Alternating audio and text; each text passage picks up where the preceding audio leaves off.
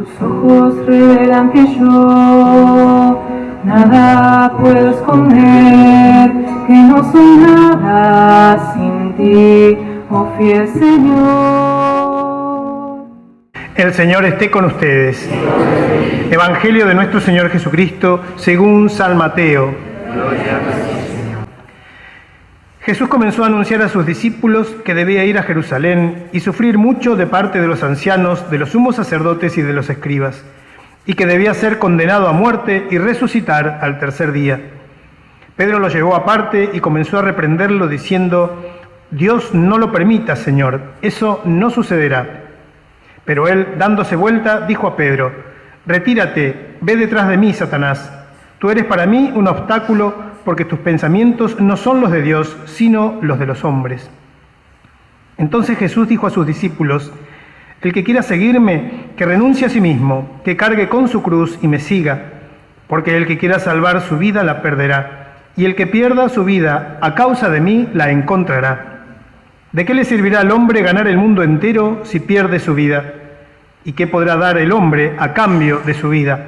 Porque el Hijo del Hombre vendrá en la gloria de su Padre, rodeado de sus ángeles, y entonces pagará a cada uno de acuerdo con sus obras. Palabra del Señor.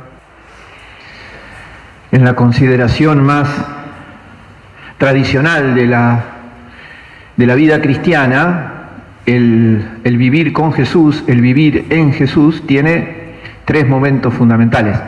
Después uno puede agregarle más, pero no pueden faltar estos tres. Primero es la vocación, ¿no? El llamado y la respuesta.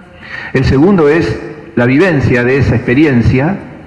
Y el tercero es la conclusión, el compromiso, el desafío al que me llama esa experiencia, esa vivencia de Jesús. Hoy están los tres enmarcados en toda la liturgia de la palabra, tanto en las lecturas, en el Evangelio, como en el Salmo. Todo está perfectamente a consideración para que lo podamos compartir este ratito, pero sobre todo para que después, si quieren en casa, vuelvan a releer, porque es muy rico todo esto.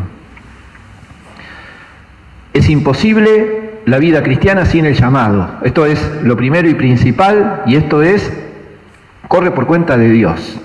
Dios es el que llama, no somos nosotros, sino que Dios nos amó primero, primera carta de Juan. Esta expresión que suele usar el Papa: Dios nos primerea, Dios nos gana siempre de mano. Él es el que llama, Él es el que elige, de la forma que se le ocurra. No hay una única forma, no hay una única manera que Dios tiene de llamar. Jeremías usa un término que para nosotros hoy parece muy anticuado, ¿no? Que es el término seducción. Le dice a Dios: vos me sedujiste y yo me dejé seducir. La seducción responde por ahí a otros tiempos de relacionarse, a otros tiempos donde uno tenía que desarrollar mucha creatividad, muchas formas para seducir al otro. En definitiva, seducir es llegar al corazón del otro y arrancar la respuesta que uno quiere. Hoy, en el tiempo de las relaciones ocasionales, que no digo que no haya sentimiento, pero que duran lo que tienen que durar, que se viven como se tienen que vivir o como se pueden vivir, esto ha cambiado mucho, pero la idea de la seducción es una idea que hablaba de un Dios creativo y creador que trataba de llegar al corazón del hombre para seducirlo, para llamarlo, para que el hombre lo siga. Esta es la expresión que usa Jeremías, que además si uno lee el libro de Jeremías, ve en los primeros capítulos lo que le costó a Dios seducirlo a Jeremías. Por miedo, por vergüenza, por lo que sea, Jeremías le decía que no. Este pasaje es un momento de rezongo de Jeremías. Jeremías le dice a Dios: antes que vos me llamaras, a mí me quería todo el mundo. Desde que vos me llamaste y empecé a decir lo que vos querés, no me quiere nadie. Por eso hay como un intento de renuncia, hasta que al final dice: lo que pasa es que cuando vos me llamaste, encendiste en mí un fuego, y ese fuego hace que no te pueda decir que no. Es hermosísimo. La vida de fe de Jeremías está envuelta en una situación dramática que es esta, ¿no?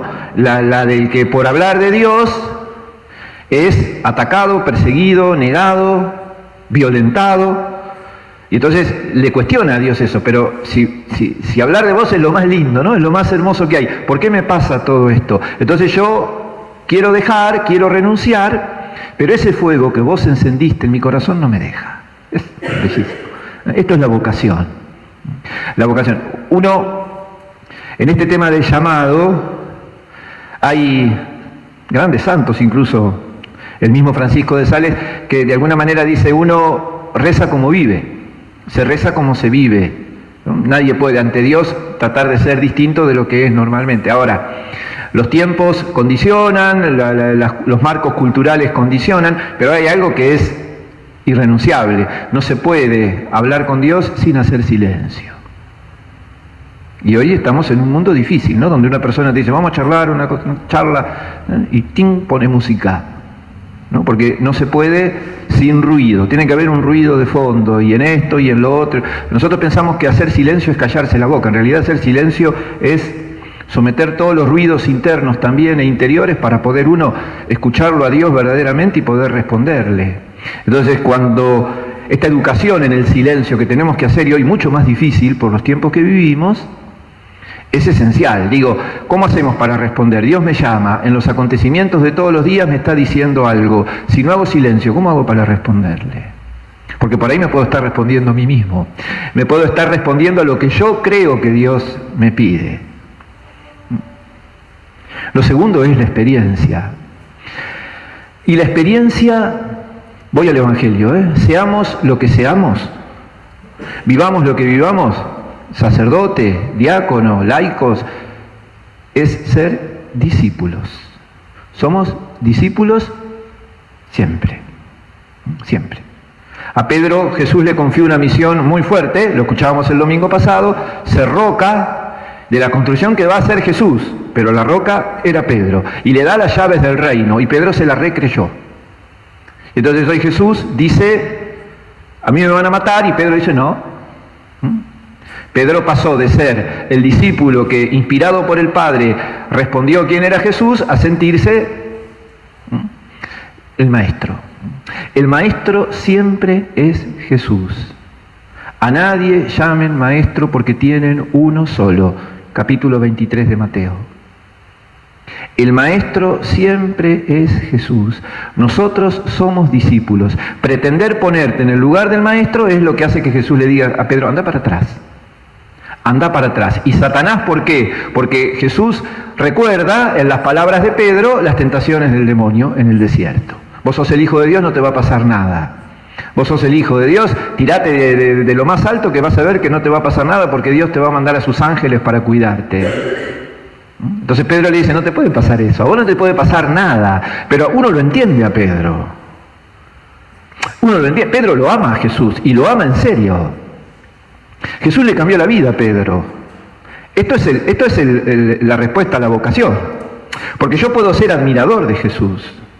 Yo puedo ser creyente en que Jesús me va a ayudar. Yo puedo ser creyente en que Jesús me va a solucionar todos los problemas. Lo cual no quiere decir que sea discípulo. Yo lo puedo admirar, pero no necesariamente seguir. Cuando yo lo sigo es porque descubro que Jesús es el sentido de mi vida. Y que todo está condicionado por el sí que le dije a Jesús. Entonces ya vivo de otra manera. Pero verla. Carta a los Romanos. Yo los exhorto por la misericordia de Dios. Yo no, como diciendo Pablo, yo no soy un maestro de moral que les enseña a vivir. Yo les hablo desde la misericordia de Dios. Y desde la misericordia de Dios les digo, tenemos que vivir de esta manera. No ajustarnos al mundo, sino vivir como Dios quiere. Vivir según la voluntad de Dios. Esto es el discípulo. El discípulo nunca delante del maestro. ¿Cómo le va a decir Pedro a Jesús lo que tiene que hacer? ¿Cómo le va a explicar Pedro a Jesús lo que tiene que pasar? Y mucho menos negarnos al sufrimiento, al dolor, a la cruz, que son situaciones inevitables en la vida, pero no inevitables como una cuestión de resignación. Inevitables porque también forman, también educan, también se crece. Hay un montón de cosas que se aprenden en el sufrimiento y en el dolor. Una cosa es ser masoquista y buscarlo, y otra cosa es negarlo. No quiero sufrir, no quiero que haya dolor, no quiero, y te perdés esta cuestión de entender ¿Por qué Jesús se hizo hombre? ¿Por qué Dios, se hizo hombre en la persona de Jesús y compartió todo con vos para que aprendas que esos momentos difíciles, que esos momentos de dolor, que esos momentos de cruz, lo vivís con Jesús? Y cuando vos vivís una cruz con Jesús, termina en resurrección. No es fatalismo esto, no es masoquismo. Es la verdad en la que nosotros creemos. Para salvarnos, Jesús murió en la cruz y resucitó y venció. Entonces todo momento de mi vida se ilumina y cobra sentido en la presencia de Jesús.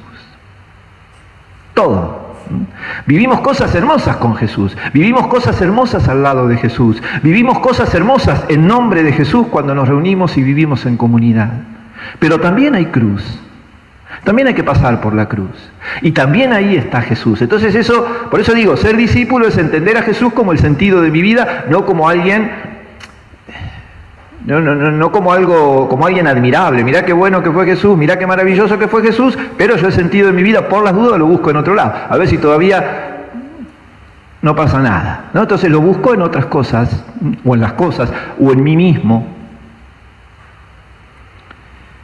Y después la consecuencia, si yo realmente me he sentido llamado, he hecho ese silencio interior necesario para que Dios hable, si le he dicho que sí y vivo esta experiencia de Jesús constantemente en toda mi vida, en todo lo que significa su palabra que me enseña, su perdón que me levanta, la Eucaristía que me alimenta, el prójimo en el que también me cita y en el que también me puedo encontrar. Cuando vivo toda esta dimensión, la consecuencia es verdaderamente una vida cristiana. ¿Y qué es la vida cristiana? Le dice Pablo a los romanos: ofrézcanse ustedes mismos como hostias. Esto que vamos a hacer en un ratito, los sacerdotes tenemos esa gracia infinita del nombre del pueblo de Dios, ofrecerle a Dios nuestra vida representada en el pan y el vino. Bueno, no es solamente ofrecer pan y vino, sino ofrecete vos también. Vos hacete hostia. Vos, para romperte, para partirte, para compartir tu vida con los demás en el nombre de Jesús. Esa es la consecuencia. Eso es lo que le pasó a Jeremías, eso es lo que vivió Pablo, eso es lo que va a vivir después Pedro. Pedro aprendió esto a la perfección y terminó entregando la vida por Jesús, porque nunca dejó de ser la roca, hasta hoy, nunca dejó de tener las llaves. Jesús no se arrepintió de la visión que le había confiado cuando Pedro metió la pata, porque es débil, ¿no? Alguien dijo una vez, es una roca de polvo, pero es la roca, y es el que tiene la llave. ¿Por qué? Porque esa era la misión, y por eso después de resucitar, Jesús, a este Pedro que lo había negado, va y le dice: apacentá mis ovejas. Le reafirma la misión. En vez de decirle, Pedro, una tras de otra, de macana en macana, en vez de decirle eso, le dice: apacentá mis corderos. Le confirma la misión. Vivamos la alegría de ser discípulos, con todo lo que hay que evitar, con todo aquello de lo que tenemos que liberarnos, con todo lo que tenemos para reafirmar. Primero, agradecer que hemos sido llamados. Segundo, pedirle a Dios mucha fortaleza y mucha sabiduría para poder vivir como discípulos de Jesús. Y tercero, pedirle a Jesús esa generosidad de hacernos hostias, de ofrecernos, de ponernos al servicio de la vida de los demás, de ponernos al servicio de Jesús en todo aquello que significa vivir con Él, vivir de Él, vivir para Él, en el servicio también que podamos ofrecer a los hermanos. Sé que es tu fidelidad que lleva mi vida más allá de lo que puedo imaginar.